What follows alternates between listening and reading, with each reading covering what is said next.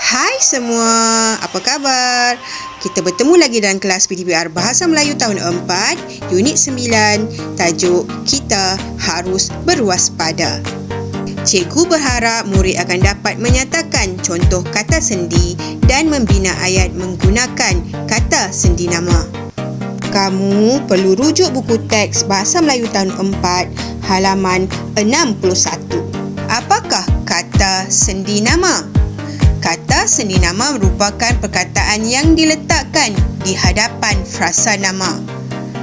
Kata sendi bertugas sebagai kata yang merangkaikan frasa nama dengan kata-kata atau frasa-frasa yang lain. Anak-anak cikgu, kata sendi merupakan frasa nama untuk membentuk frasa sendi supaya dapat bertugas sebagai predikat. Contohnya, di, ke, oleh, daripada, dalam dan pada.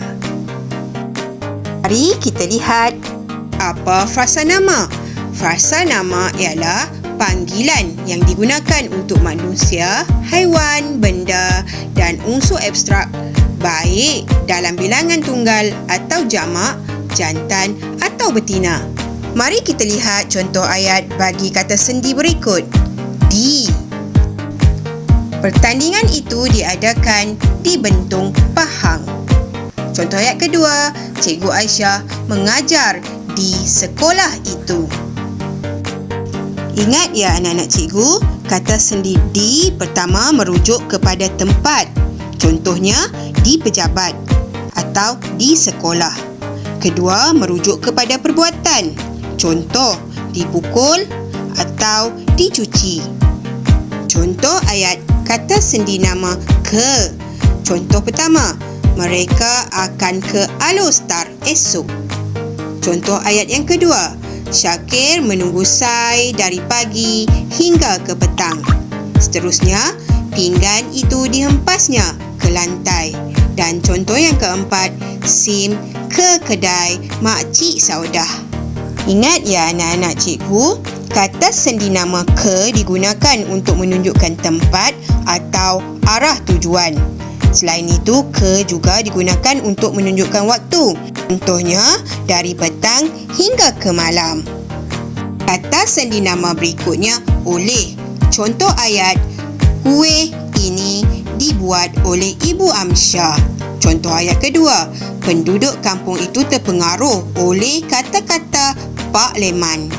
Kata sendi nama oleh menunjukkan perbuatan dalam ayat pasif dan menunjukkan sebab. Terusnya, mari kita lihat kata sendi daripada. Contoh ayat, surat itu Surya terima daripada Yoshen. Ayat kedua, tali ini lebih panjang daripada tali itu. Dan ayat ketiga, ukiran itu diperbuat daripada perak. Anak-anak cikgu, kata sendi nama daripada menunjukkan cara seperti cadangan daripada ketua kelas. Kedua, menunjukkan sumber atau asal sesuatu. Contohnya dibuat daripada bunga. Dan akhir sekali menunjukkan perbandingan. Contohnya lebih banyak. Okey, contoh ayat di sini cikgu bagi. Okey. Buku yang dibawa oleh Alif lebih banyak daripada buku yang dibawa oleh Avinash. Contoh ayat kata sendi nama dalam. Pertama, penumpang tidak dibenarkan merokok di dalam kabin kapal terbang. Ayat yang kedua, semua peserta berkumpul di dalam dewan. Dan ayat ketiga, nota yang dicari selama ini rupa-rupanya terselit di dalam surat khabar lama itu.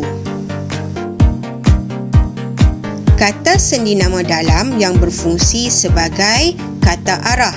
Kata sendi nama ini hadir di hadapan kata nama atau frasa nama yang membawa pengertian lingkungan yang tidak mempunyai ruang atau jarak. Akhir sekali, kata sendi nama pada. Contoh ayat, bas kami bertolak pada pukul 7 pagi. Contoh ayat kedua, dia menulis namanya pada kertas. Dan contoh yang ketiga, buku itu ada pada adik saya. Kata sendi nama pada selalunya digunakan untuk menunjukkan tempat sesuatu perbuatan. Seterusnya, pada juga digunakan untuk menunjukkan tempat-tempat terdapatnya sesuatu barang. Contohnya, barang itu ada pada saya. Pada juga digunakan untuk menunjukkan keterangan waktu, iaitu bermula pada waktu tengah malam. Contohnya, perlawanan bola sepak itu bermula pada tengah malam.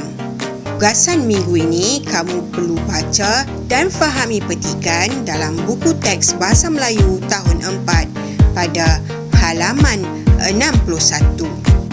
Kamu perlu senaraikan kata sendi nama dan contoh ayat dalam petikan tersebut. Salin dalam buku latihan. Seterusnya, jawab kuis di pautan yang diberikan oleh cikgu. Sekian, terima kasih dan jaga diri.